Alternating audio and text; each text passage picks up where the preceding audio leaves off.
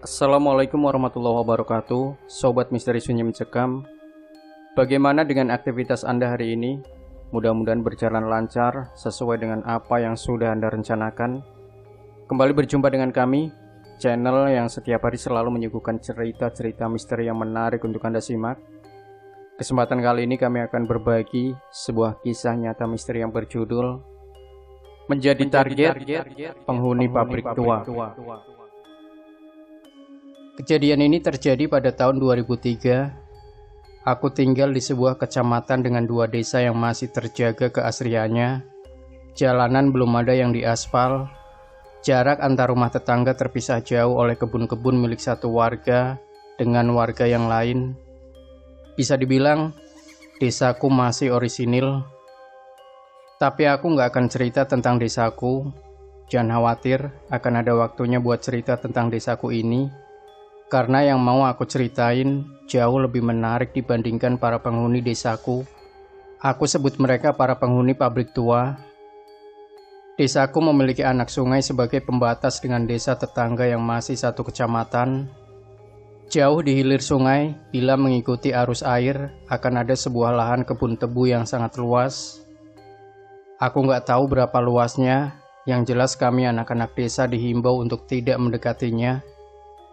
Tepat di barat ujung lahan tebu, berdirilah sebuah pabrik gula.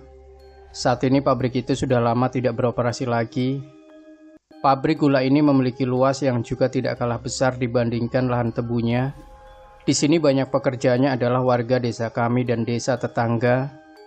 Konon kabarnya, pabrik gula ini sudah ada semenjak zaman Belanda, sehingga tidak mengejutkan bila bangunannya masih terkesan kuno di sana-sini.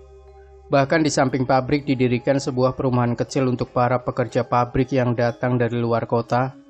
Sebegitu besarnya pabrik gula ini sampai dibuat 4 zona bagian. Di ujung timur terdapat gudang utama dan pagar pembatas untuk rumah pekerja pabrik. Di bagian barat adalah kantor utama, terdapat lapangan sepak bola yang dapat digunakan untuk umum dan sebuah masjid besar. Zona utara terdapat ruang produksi, besarnya 2 kali lipat dari zona timur, dan ada lapangan tenis, namun hanya untuk pribadi dan karyawan pabrik. Terdapat juga sekolah TK, gaya bangunannya bergaya Eropa. Sekolah TK ini dibuat pabrik untuk anak para pekerja dan untuk umum. Kita beralih ke zona selatan yang akan jadi latar utama ceritaku. Zona selatan adalah zona pabrik yang hampir tidak digunakan lagi. Karena dulu sebelum aku lahir, zona selatan adalah zona yang menjadi saksi kebakaran hebat, sehingga tempat ini adalah tempat yang paling terbengkalai. Apa saja yang ada di zona selatan? Di zona selatan adalah gudang utama sebelum pindah ke zona timur. Selain itu ada beberapa kolam yang digunakan untuk menampung limbah. Ada juga tempat timbangan sebelum barang dikirim keluar. Semua itu ada di zona selatan ini. Namun, zona selatan adalah zona di mana banyak kejadian misterius terjadi. Bisa dibilang zona selatan adalah zona dengan penjagaan dari satpam yang paling rentan, sehingga masyarakat desa bisa menggunakan jalanan ini untuk ke lapangan atau masjid, atau bahkan desa tetangga. Itu adalah sedikit gambaran tentang pabrik gula ini. Lalu apa hubungannya dengan pengalamanku tentang penghuni pabrik tua ini? Dari sini, aku akan memulainya. Seperti yang aku bilang tadi, kejadian ini terjadi pada tahun 2003. Waktu itu aku masih menginjak bangku SD kelas 3. Aku cuma anak-anak biasa yang tumbuh seperti anak-anak yang lain. Namun, entah apakah saat itu adalah hari sial bagiku. Karena ada sesuatu yang lain yang tampaknya tertarik denganku. Aku masih ingat jelas hari itu adalah hari Kamis sore. Ada hal yang anak-anak desaku lakukan setiap sore menjelang maghrib, yaitu bermain bola di lapangan. Masalahnya adalah, nggak ada lapangan di desaku, hanya pohon rindang dan perkebunan warga. Jadi akhirnya kami menggunakan lapangan lain. Kami menyebutnya dengan lapangan pabrik. Lapangan pabrik adalah sebuah lapangan yang dibangun oleh pabrik awalnya untuk para karyawannya, namun bergeser menjadi lapangan untuk para warga, dan saat ini lapangannya untuk umum. Karena lapangan pabrik ada di zona barat, sedangkan letak desaku jauh di timur pabrik, maka kami harus memutar untuk sampai ke lapangan, dan zona selatanlah yang paling dekat bila ditempuh dengan jalan kaki. Terdapat jalan setapak dari aspal di zona selatan, maka ketika kami melewati jalan itu, maka kami bisa melihat dengan jelas bangunan gudang-gudang tua yang dulu pernah menjadi saksi tragedi kebakaran hebat, juga kolam-kolam limbah bekas pabrik. Sejujurnya, para orang tua di desaku tidak menganjurkan kami melewati zona selatan pabrik, karena konon tempat itu adalah tempat yang angker untuk dilewatin anak-anak. Namun daripada kami harus jalan memutar yang lebih jauh, kami akhirnya tetap memilih jalur itu. Kami sampai di lapangan jam 3:30 sore dan akan pulang sebelum azan masjid dekat lapangan berkumandang. Waktu itu kami keasikan bermain, sehingga ketika kami sadar adzan maghrib berkumandang dan hari sudah petang, kami segera mengakhiri permainan dan berduyun-duyun untuk pulang. Kemana kami lewat? Jawabannya zona selatan yang waktu itu sangat-sangat gelap dan mencekam, padahal itu masih jam 5:30 sore. Kami berusaha menjaga lisan dan sikap saat melewati jalan itu, seperti perintah orang tua kami. Setelah melewati bangunan tua gudang lama, kami sampai di kolam limbah. Di sini, aku jadi ingat sebuah cerita yang pernah aku dengar dari bapak. Dahulu ada seorang karyawan pabrik yang membawa anaknya untuk memanen tanaman singkong di samping kolam limbah. Anaknya masih kecil, mungkin seusiaku waktu itu. Dan ketika orang itu asik memanen singkong, tanpa sadar anak yang beliau bawa tiba-tiba menghilang. Beliau panik. Sang ayah terus mencari, tanpa disadari hari mulai gelap, dan dia masih belum menemukan di mana keberadaan anaknya. Hal ini segera dilaporkan pada satpam yang berjaga saat itu. Kemudian hal ini segera menyebar, dan banyak karyawan yang ikut membantu. Sebegitu banyaknya karyawan yang ikut membantu, tidak membuat sang anak yang menghilang ketemu. Kemudian seseorang berkata, mungkin saja anak itu jatuh ke kolam limbah. Sang ayah membantah, karena kolam limbah itu ditutup oleh pagar kawat, sehingga tidak mungkin dapat ditembus. Setelah berdebat dan masih mencari, datanglah mandor yang kebetulan baru mendengar musibah itu. Beliau bertanya di mana terakhir melihat anaknya, lalu sang mandor hanya mengangguk. Kata bapak, mandor ini adalah orang yang pintar dan bisa melihat hal-hal di luar logika. Sang mandor kemudian pergi ke sebuah pohon besar di dekat kolam limbah. Setelah kembali, wajah sang mandor tampak bersimpati. Beliau hanya mengatakan, "Sudah, ikhlaskan saja." Mendengar itu semua orang bingung, termasuk sang ayah yang tampak emosi. Kemudian mandor menjelaskan bila anak itu ada yang ngambil, dan sekarang dia sudah nggak ada, alias meninggal terjatuh di dalam kolam limbah. Ayahnya masih tidak percaya dan meminta bukti bila itu benar. Mendengar itu, mandor itu hanya mengatakan, "Tunggu 7 hari." Selama 7 hari di tempat itu diadakan pengajian, dipimpin sang mandor dan juga penguburan kepala kerbau, entah untuk apa. Karena kata bapak, mungkin kepala kerbau itu untuk mengganti jasad sang anak yang dibawa oleh mereka. Benar saja, setelah penguburan kepala kerbau, jasad anak itu ditemukan mengambang di kolam limbah, namun dengan kondisi yang mengenaskan. Semenjak saat itu, tempat itu banyak dihindari, termasuk oleh para karyawan pabrik. Kembali ke ceritaku, hari sudah gelap dan kami masih menelusuri jalan. Pagar kawat kolam limbah sudah terlihat, artinya sebentar lagi kami akan sampai di desa. Namun aku berhenti. Aku melihat gelagat yang aneh di pagar kawat, dan benar saja aku melihat seekor belalang yang besar. Belalangnya besar seukuran kepala tangan. Tanpa berpikir panjang, aku teriak ke anak-anak yang lain, ada belalang besar itu loh." Anak-anak yang lain yang melihat langsung berlari untuk menangkap belalang itu. Sedikit info, di pabrik memang banyak belalang besar, dan biasanya setelah tertangkap, kami akan menggoreng atau membakarnya, kemudian dimakan. Tapi saat itu, entah apa yang terjadi, karena saat anak-anak mulai berlari, belalang itu seolah-olah tahu, jadi kemudian dia terbang dan menghilang. Kami semua kecewa dan akhirnya melangkah pulang. Namun siapa sangka, hanya karena hal sepele seperti itu, malah mendatangkan malapetaka untukku dan keluargaku. Sebelumnya aku cuma mau ngelurusin, pabrik yang aku ceritain bukan pabrik gula Kalibagor. Alasan kenapa aku pakai foto itu, karena pabrik gula di Kalibagor adalah pabrik yang hampir menyerupai, mulai dari bangunan sampai cerobong asapnya. Sedangkan pabrik yang aku ceritain ini berlokasi di Jawa Timur, dan saat ini sudah diratakan dengan tanah dan mulai dibangun perumahan. Aku lanjut ya. Sebelumnya aku nunjukin belalang yang sebesar kepalan tangan sama anak-anak, dan anak-anak buru-buru buat nangkap belalang itu. Namun belalang itu melompat lalu menghilang begitu saja. Kondisi waktu itu hari sudah gelap. Kami akhirnya melanjutkan perjalanan pulang. Aku sama sekali gak mikir akibatnya. Sampai di rumah aku mandi, sholat maghrib, kemudian pergi mengaji. Aku mengaji di sebuah surau dekat rumah. Gak ada hal-hal istimewa yang terjadi. Temanku sebut saja Endah menghampiriku. Endah itu cowok, tetangga sekaligus teman ngajiku. Dia jarang ikut anak-anak desa bermain bola atau sekedar main bareng-bareng. Aku nggak tahu alasannya apa, tapi semua anak tahu kalau Endah itu anaknya aneh. Aneh di sini maksudnya dia nggak kayak anak desa.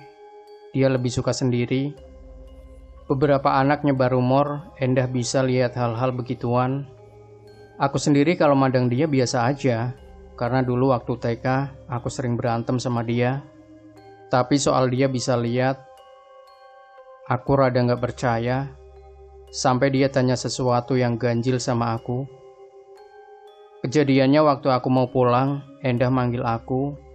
Kami berdua masih di dalam surau. Hal yang dia tanyain bikin aku gak ngerti maksudnya. Siapa anak yang mengikutimu itu? Aku yang bingung otomatis balik tanya, maksudmu? Endah berdiri di dekat jendela kaca surau, memandang lurus ke pohon pisang. Surau di tempatku memang dibangun di samping kebun pisang. Tanah surau dibangun di atas tanah wakaf, pemiliknya adalah kakeknya Endah, termasuk kebun pisangnya. Endah masih memandang pohon pisang. Ada anak kecil ngikutin kamu dari tadi, kata Endah. Aku merinding mendengarnya. Aku ikut-ikut memandang kebun pisang, tapi aku gak lihat ada apa-apa selain pohon pisang dan lahan gelap gulita. Bohong kamu, kataku. Endah sekarang ganti memandangku, wajahnya masih serius. Kalau aku jadi kamu, aku gak mau pulang. Kayaknya anak itu nungguin kamu. Aku udah gak tahu lagi cara ngerespon si Indah. Tapi jujur, aku juga ngerasain hal yang sama. Entah Allah mau mendengar doa hambanya yang dalam kesulitan. Karena sekonyong-konyong, tiba-tiba bapak datang jemput aku di surau. Katanya perasaannya gak enak. Padahal azan isya saja belum. Aku sempat ngelirik ke Endah yang masih ngelihat pohon pisang. Malam itu aku gak bisa tidur. Badan rasanya panas sekali. Tapi aku gak tahu kenapa. Waktu itu aku tidur masih bareng nyokap sama bapak satu ranjang. Tapi bapak ada urusan jaga pos ronda, jadi cuma tidur sama nyokap. Nyokap kayaknya udah tidur pules di sampingku. Sampai jam 1 dini hari, aku masih gak bisa tidur. Seolah ada perasaan yang gak enak sekali, tapi aku maksa buat merem. Mungkin dengan begitu aku bisa tidur. Ternyata gak berhasil, aku masih terjaga meski kondisi mata terpejam. Semakin lama semakin gak nyaman, aku akhirnya membuka mata. Betapa kagetnya aku waktu membuka mata. Di atas perutku ada anak kecil, botak. Tubuhnya seukuran tubuhku, duduk dan melotot ke arahku. Tapi dia gak ngomong apa-apa. Badanku gak bisa gerak, napas juga tersengal karena ketakutan. Aku refleks nyolek nyokap di sampingku. Bu, bangun bu, kataku. Nyokap akhirnya bangun dengan enggan, tapi begitu melihat aku yang gak beres, nyokap langsung tanya dengan wajah khawatir. "Ada apa, Nak?" tanya nyokap. Gak tahu apa yang terjadi, bibirku kayak berat buat ngomong. Nyokap semakin bingung. Begitu beliau nyentuh kepalaku yang panas, nyokap jadi semakin panik. Aku akhirnya bisa melawan rasa takutku dan coba ngomong kalau sekarang ada makhluk yang duduk di atas perutku. Posisiku tidur menghadap atas, tapi alih-alih aku ngomong itu, aku malah ngomong, "Bu, bacakan Al-Fatihah, bacakan Bu." Dengar aku ngomong itu, nyokap akhirnya pergi. Beliau kembali sama bapak yang wajahnya gak kalah panik. Bapak yang lihat kondisiku akhirnya inisiatif manggil orang pintar yang kebetulan tetanggaku. Nyokap akhirnya baca ayat kursi sambil ngusap tanganku, sementara aku masih dipelototin sama makhluk itu. Dia sama sekali gak bergerak sedikit pun. Bapak kembali sama seseorang, namanya Mbah Narno. Beliau adalah tetua dan juga orang pintar yang buka praktek pengobatan alternatif. Tepat ketika Mbah Narno datang, anak kecil itu langsung melotot sama beliau, tapi hanya ditanggapin santai sembari Mbah Narno mendekatiku. Beliau duduk kemudian tanya sama aku, "Hari ini kamu ngapain saja sih, Nak?" Aku masih diam, bingung. Mbah Narno minta segelas air putih, lalu beliau mendoai air itu. Aku yang masih rebahan dipaksa minum dengan posisi tidur. Aku nggak tahu apa Mbah Narno bisa lihat makhluk ini, karena kesannya Mbah Narno kayak cuek bebek sama makhluk ini, dan ajak aku ngobrol terus. Setelah minum, anehnya aku bisa jadi ngomong lancar.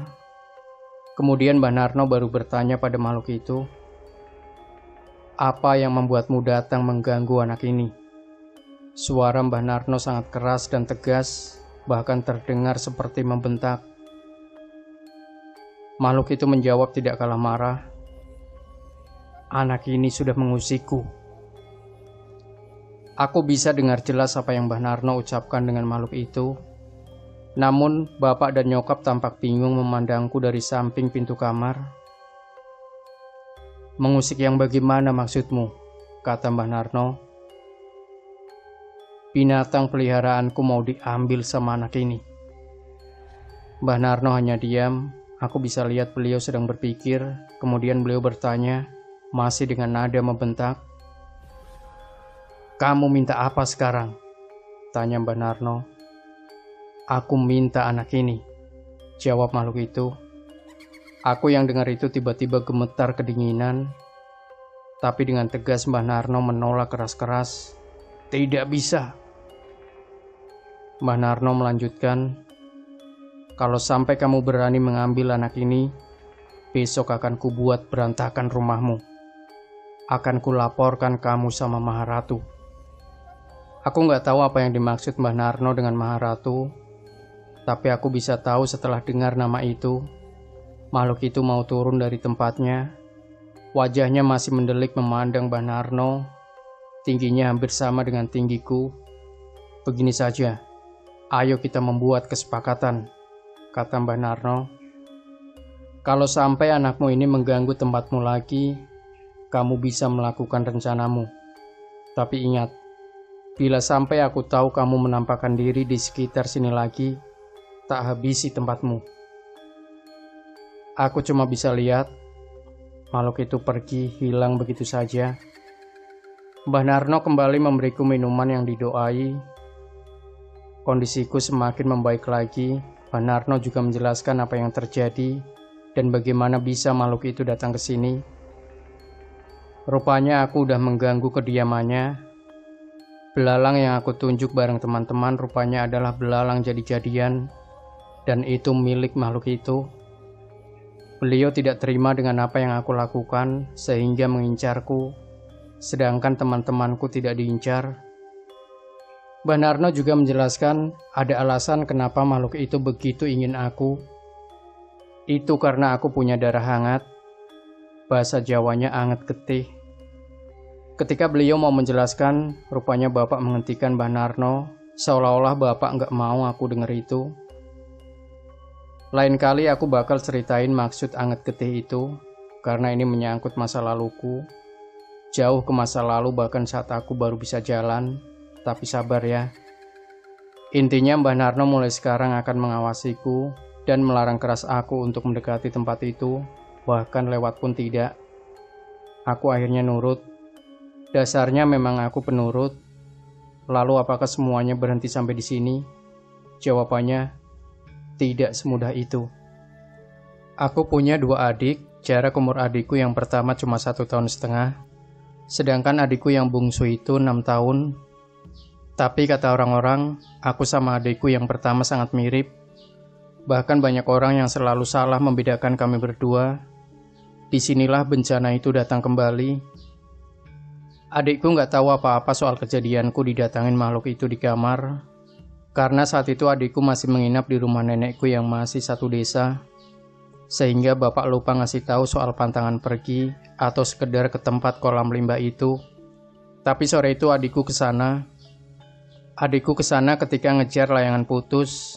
Apakah adikku celaka? Jawabannya tidak. Karena yang didatangi oleh makhluk itu rupanya adalah aku. Apa yang aku akan ceritakan ini sangat panjang. Karena aku mencoba menyajikan kenangan ini secara detail, persis seperti apa yang terjadi dulu. Yang aku ingat adalah waktu itu sore hari. Aku meringkuk di atas ranjang sendirian. Aku baru aja nangis seharian karena pagi tadi nyokap pamit buat kerja keluar kota. Karena waktu itu ekonomi keluarga aku benar-benar lagi buruk-buruknya. Nyokap kerja buat bantu bapak. Bayangin aja, aku masih kelas 3 SD dan nyokap nggak ada. Nyokap bilang akan pulang sebulan sekali, tapi bagiku itu nggak cukup. Karena aku nggak bisa jauh-jauh dari nyokap. Gak ada yang tahu aku nangis seharian, termasuk 2 adikku yang lebih kecil. Mungkin karena mereka belum tahu apa-apa. Bapak bangunin aku pas adzan maghrib.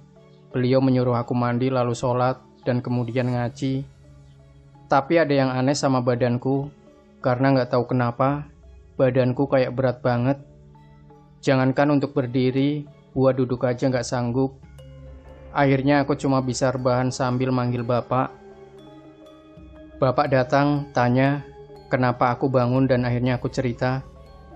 Pas bapak periksa keningku, beliau kaget karena badanku panas banget.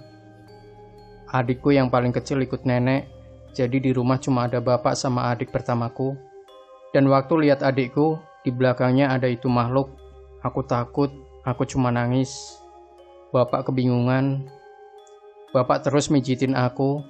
Bapak baru sadar waktu akhirnya aku bilang, "Anak itu di sini, Pak." Mendengar itu bapak langsung pergi ke rumah Mbah Narno. Dia nyuruh adikku yang kecil untuk jagain aku.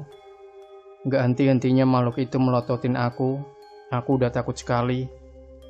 Adikku gak paham apa-apa. Tapi di sela waktu itu, aku beraniin buat ngomong sama makhluk itu.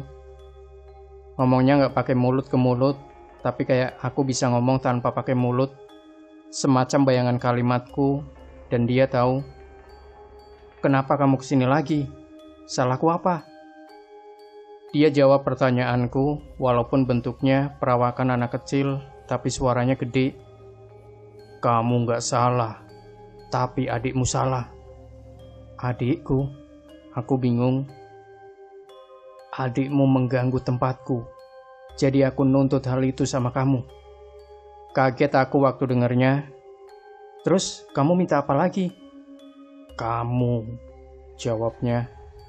Aku semakin takut waktu makhluk itu ngomong.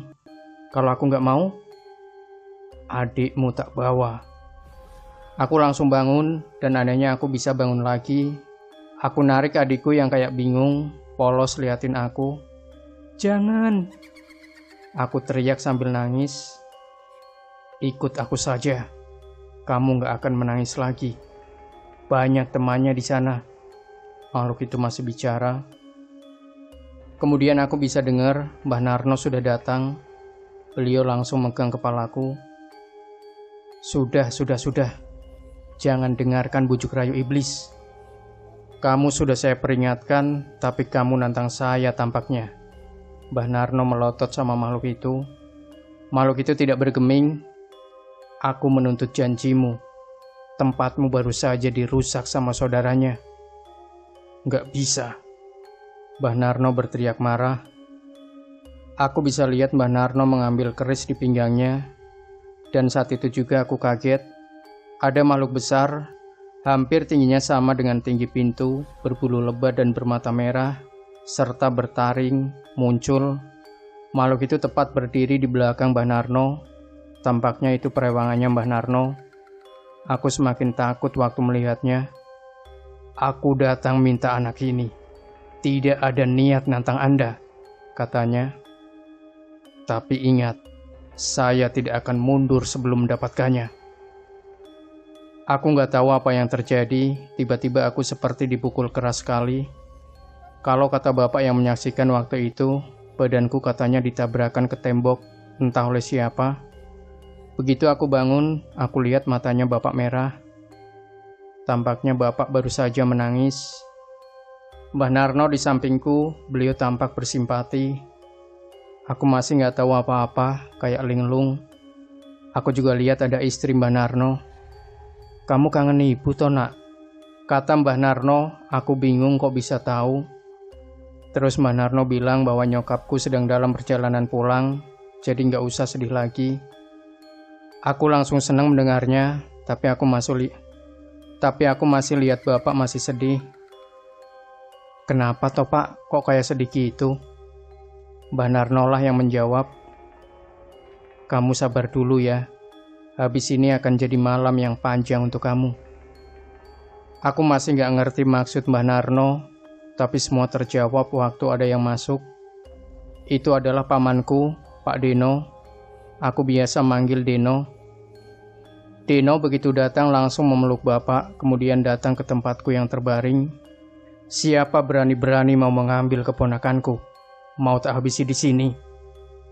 Aku gak pernah melihat Deno semarah ini. Di antara keluarga besarku, sejak kecil semua orang desa tahu kalau Mbah Narno adalah tetua dan orang pintar di sini.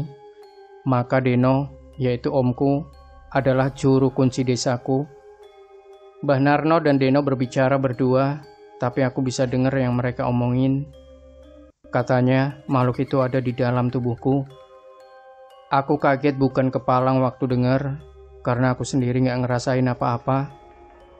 Mbah Narno juga membahas kalau aku getih anget, jadinya makhluk itu gak bisa ngambil alih tubuh. Hanya berdiam diri, biar makhluk itu tidak bisa diapa-apakan sama Mbah Narno. Mbah Narno juga sudah mencoba memberi perintah sama Joko Gemblung, yang aku perkirakan makhluk hitam tadi. Tapi makhluk itu lebih licik. Kalau dia ingin melukai, maka aku juga akan kena imbasnya, karena makhluk itu bersembunyi dalam tubuhku. Wajah Deno merah padam, beliau meminta air dicampur garam, dan terus-menerus berkumur dengan itu, sambil sesekali bertanya hal aneh ke arahku. Pertanyaannya seputar siapa kamu? Tak hancurkan kamu bila berani menyentuh keluargaku. Mbah Narno hanya bilang bahwa harus sabar. Mereka nggak bisa berbuat apa-apa sebelum nyokapku pulang. Jam 5 subuh, nyokap baru datang, wajahnya sedih mau nangis. Begitu dikabari beliau langsung nyari bis untuk pulang. Aku ingat waktu itu nyokap langsung meluk aku nggak henti-henti. Mbah Narno yang pertama berdiri. Beliau bilang kalau mobil di luar sudah menunggu. Aku tambah bingung, apa maksudnya mobil? Ternyata ada mobil carry tua menunggu kami. Mbah Narno dan Deno masuk. Kemudian aku dan nyokap, bapak cuma berpesan agar aku yang kuat. Aku digendong sama bapak ke mobil, tapi bapak nggak ikut karena mobilnya terbatas. Selain itu ada adikku. Aku nggak bisa merasakan kalau ada makhluk itu di tubuhku, tapi aku bisa tahu kalau badanku lumpuh, nggak bisa diapa-apain. Berangkatlah aku di dalam mobil. Sepanjang perjalanan aku cuma dipeluk nyokap yang masih nangis. Mbah Narno sama Deno cuma diem. Aku akhirnya tanya, kemana? Jauh, jawab Deno ketus. Aku nggak ingat sepanjang perjalanan. Yang aku tahu cuma perjalanannya lama sekali, hampir 6 jam. Terakhir sebelum sampai aku masuk ke jalanan yang samping kiri kanan hutan. Sampailah aku di sebuah rumah di daerah kampung. Kampungnya sendiri masuk ke hutan, kiri kanan rumah sederhana dari bambu. Aku masih bingung ketika mobil berhenti. Aku bisa lihat seseorang keluar dari sebuah rumah gubuk. Perempuan sudah tua, di bibirnya ada warna merah-merah. Dia ngeliatin aku dari luar mobil. Wajahnya tua sekali, mungkin umur 70 tahun atau lebih. Dia bicara pakai bahasa Jawa medok. "Ambilkan aku daun kelor, nak." Dia bicara sama perempuan, umurnya mungkin 15 tahunan, masih muda. Begitu dia megang daun kelor, dia menghampiriku, dipukulkan itu daun kelor ke kaki tanganku. Anehnya, aku bisa berdiri setelah itu. Mbah Narno sama Deno mencium tangan wanita asing itu. Sebelum bicara, orang itu sudah tahu semuanya, dan bahkan dia tahu siapa yang menggangguku. Di dalam, wanita itu cuma ngeliatin aku. Tampangnya nggak berekspresi. Kemudian dia mengatakan, "Memang dasar anaknya ular. Nggak pernah diajari sopan santun. Minta diinjak ini." Aku masih bingung. Di situ aku baru tahu kalau wujud makhluk itu sebenarnya adalah ular. Mbah Narno yang pertama bicara. "Gimana ini, Nyai? Apa dipaksa keluar?" "Nggak bisa," jawab wanita itu tegas. "Ular itu licin seperti belut. Apalagi anak ini darahnya hangat."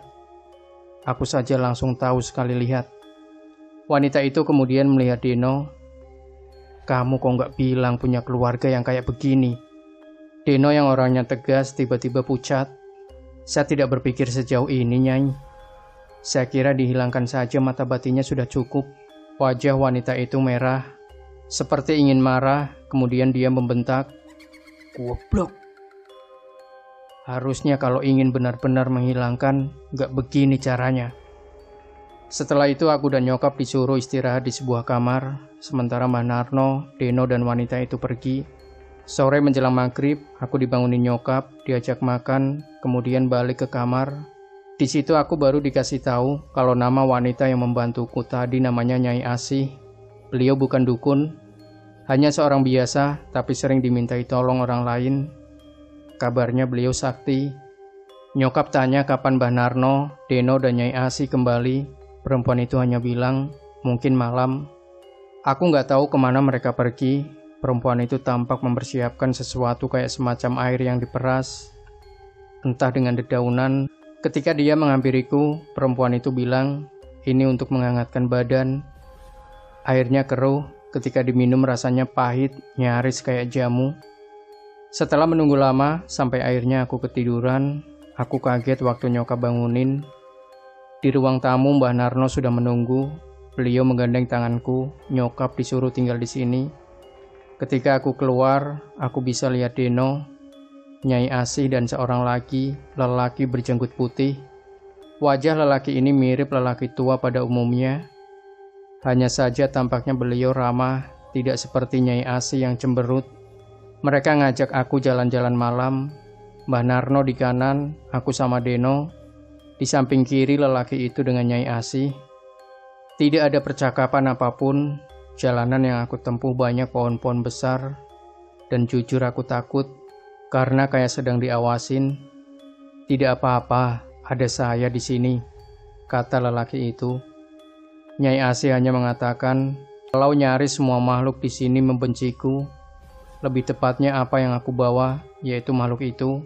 Tapi karena aku nggak bisa lihat, jadi cuma bisa merasakan. Lama berjalan, akhirnya aku sampai di pendopo. Kayak semacam rumah, tapi hanya ada satu ruangan. Baunya harum wangi, dan ketika aku masuk, aku pusing sekali nyaris pingsan. Tapi Nyai Asih masukin benda yang biasa dia gigit ke mulutku. Jijik awalnya, itu benda biasa digigit wanita tua itu, tiba-tiba dimasukin ke mulutku. Rasanya pahit, sangat pahit malah. Gigit saja itu. Di dalam ruangan itu cuma ada tempat tidur di tengah. Aku disuruh rebahan tidur. Mbah Narno duduk bersila, sementara Deno hanya berdiri di sisi lain. Nyai Asih dan lelaki asing itu mengawasi di pinggir.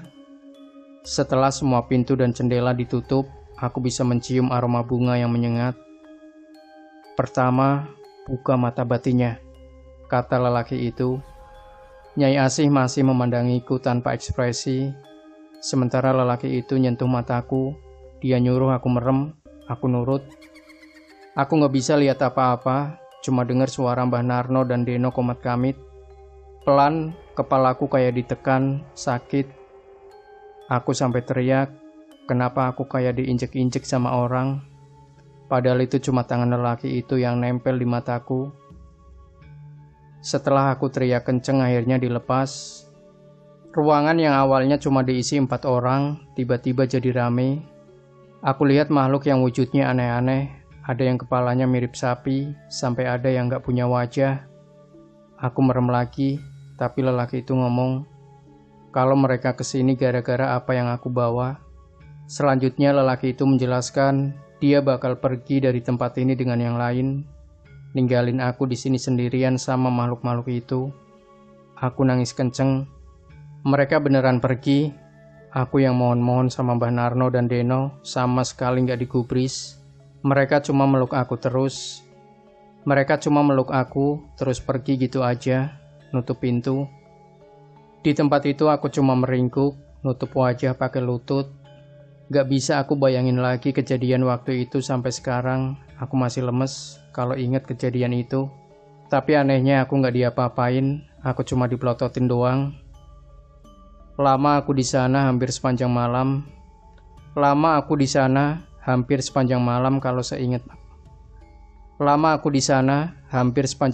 kalau seingatku. Sampai aku kaget waktu ada yang gedor-gedor jendela sama pintu keras banget. Suaranya bikin aku teriak-teriak nangis. Terakhir yang aku ingat, aku lihat Mbah Narno dan Deno megangin tangan dan kakiku. Sementara Nyai Asih megangin kepalaku. Badanku gak karuan, tempat itu udah sepi lagi. Tapi sakit sekali badanku, kayak ada ribuan makhluk ada di dalam tubuhku. Aku cuma denger Nyai Asih bilang, tahan nak, tahan. Rupanya semua makhluk itu baru aja dikumpulin sama Nyai Asih. Deno sama Mbah Narno mereka dikumpulin buat dimasukin ke tubuhku. Iya, tubuhku yang kecil ini diisi makhluk sebanyak itu. Aku jerit. Tangan Nyai Asih rasanya panas sekali, kayak bikin kulit-kulitku melepuh. Setelah itu aku gak ingat apa-apa lagi. Karena bangun-bangun, aku udah di kamar sama nyokap. Kejadian semalam kayak mimpi bagiku. Nyai Asih masuk kamar dan kemudian duduk di sampingku. Kali ini aku bisa lihat dia senyum. Giginya rupanya ompong, suaranya serak. Sepertinya semalam adalah hari yang melelahkan bagi beliau. Harus berteriak-teriak supaya aku tahan rasa sakit itu. Untung kamu bisa bertahan. Ular itu tidak mau pergi meskipun dihajar oleh setan sebanyak itu yang tak masukkan ke badan kamu. Di sini beliau memberitahu soal maksud getih anget dan kenapa Deno dulu sempat melakukan hal itu. Nyai Asih hanya bilang kalau punya getih hangat itu hal yang tidak bagus, karena dasarnya ada manusia yang begitu disukai jin atau setan dan sebangsanya. Getih hangat atau darah yang hangat ini bisa memancing makhluk itu untuk masuk ke tubuh menguasainya.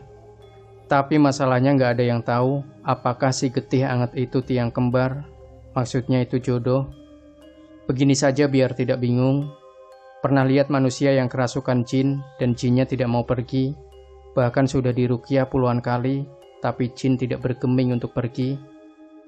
Si manusia pastilah si getih hangat, dan jin yang sudah masuk itu adalah tiang kembar alias sudah berjodoh. Jadi kabarnya jin atau makhluk sebangsanya ini bisa merasuki orang-orang tertentu, yang terutama dicari adalah si getih hangat ini. Jadi seandainya begini, ada jin yang mengincarku, kebetulan jin itu ternyata tiang kembarku. Sudah selesai, Nyai Asih tidak akan bisa berbuat apa-apa. Tidak ada yang bisa dilakukan lagi kecuali mati. Saat manusia itu mati, si jin juga selesai. Di sini aku cukup ngeri mendengarnya. Nyai Asih bercerita pernah ada kasus ini. Seorang wanita tua, umurnya kisaran 40 tahun, dan dia adalah getih hangat. Dia diincar oleh seseorang yang kebetulan tahu bila si wanita adalah getih hangat. Ada sebuah benda yang sengaja ditinggalkan di rumah wanita ini. Ketika dibuka, jin itu masuk ke tubuhnya. Suaranya berubah, dan kerjaannya setiap hari hanya meracau. Keluarga ketakutan. Mereka bahkan mengadakan pengajian rutin. dan memanggil orang pintar untuk meruqyahnya. Dan hal yang bikin aku ketakutan ngeri adalah ketika dibacakan ayat-ayat Al-Quran, si jin justru tertawa, mengejek dan memberitahu kalau cara bacaannya salah. Dia kemudian ikut membaca ayat-ayat itu lebih fasih. Konon dia tidak akan bisa diusir dengan cara apapun. Banyak orang yang mencoba mengusir, tapi selalu gagal. Sampai akhirnya dibawalah ke Nyai Asih. Jin yang masuk berusia ribuan tahun, datangnya dari Timur Tengah, dan jinnya memang sedang mencari jodohnya. Kebetulan bertemulah dengan wanita ini yang ternyata berjodoh. Hampir sebulan Nyai Asih mencoba berbagai cara dan membujuk, membuat kesepakatan, tapi jin itu tidak bergeming. Bahkan jin itu menertawai Nyai Asih dan menyebut Nyai Asih itu cuma manusia dengan ilmu secuil biji kurma. Akhirnya Nyai Asih menyerah dan wanita itu menjadi gila, sudah tidak tertolong. Sejak saat itu Nyai Asih begitu waspada bila tahu ada getih hangat di sampingnya. Jangan sampai si getih hangat bertemu dengan pinang kembarnya. Lalu bagaimana bila getih hangat bertemu dengan jin atau makhluk yang bukan pinang kembarnya? Nah, di sini Nyai Asih memberitahu bila si makhluk hanya dapat mendekam di dalam tubuh itu, menempel seperti parasit. Dia akan terus di sana karena menempel pada getih hangat itu berbeda dengan menempel pada orang biasa. Getih hangat tidak dapat diambil alih kesadarannya oleh sembarangan makhluk semacam itu. Jadi getih hangat itu kebal terhadap kerasukan. Ada beberapa getih hangat yang menggunakan keistimewaannya dengan memelihara atau lebih dikenal dengan pegangan. Biasanya pegangan ini siluman dari golongan jin. Terakhir, jin yang memegang nama sebagai tiang kembar itu, kata Nyai Asih levelnya sudah bukan jin sembarangan. Biasanya ilmunya sudah sangat-sangat tinggi dan umurnya ribuan tahun. Dan bila dia memegang wilayah, bisa langsung jadi rajanya. Begitu ditakuti bangsanya.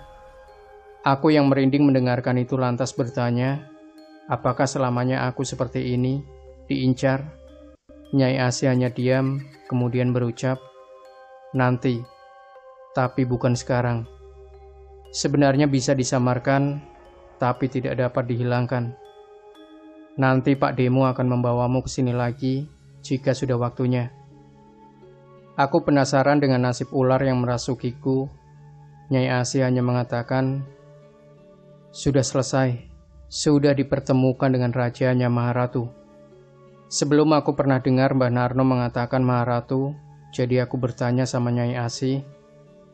Beliau mengatakan bahwa pabrik gula yang luasnya seperti itu, apa dipikir hanya ditinggali satu makhluk?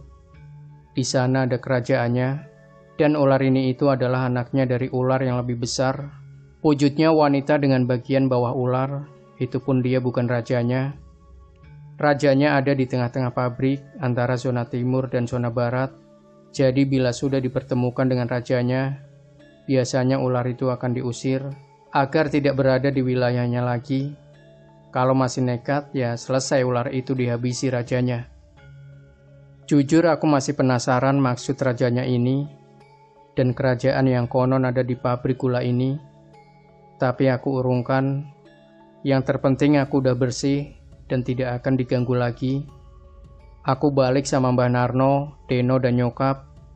Pas di jalan aku ingat, kenapa aku nggak lihat lelaki berjanggut itu lagi. Mbah Narno mengatakan kalau itu adalah jin yang selama ini ikut Nyai Asih, jin muslim, dan dia yang membantu mengeluarkan makhluk itu, alias ikut masuk ke tubuhku. Aku cuma diam, aku kecil sekali bila dibandingkan orang-orang ini.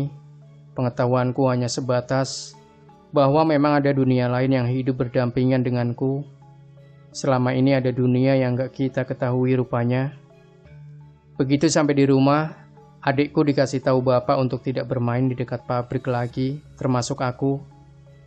Nyokap gak jadi kerja dan akhirnya tetap tinggal sama aku. Tapi semenjak saat itu, aku jadi bisa merasakan hawa keberadaan mereka. Aku sangat sensitif terhadap hal seperti itu.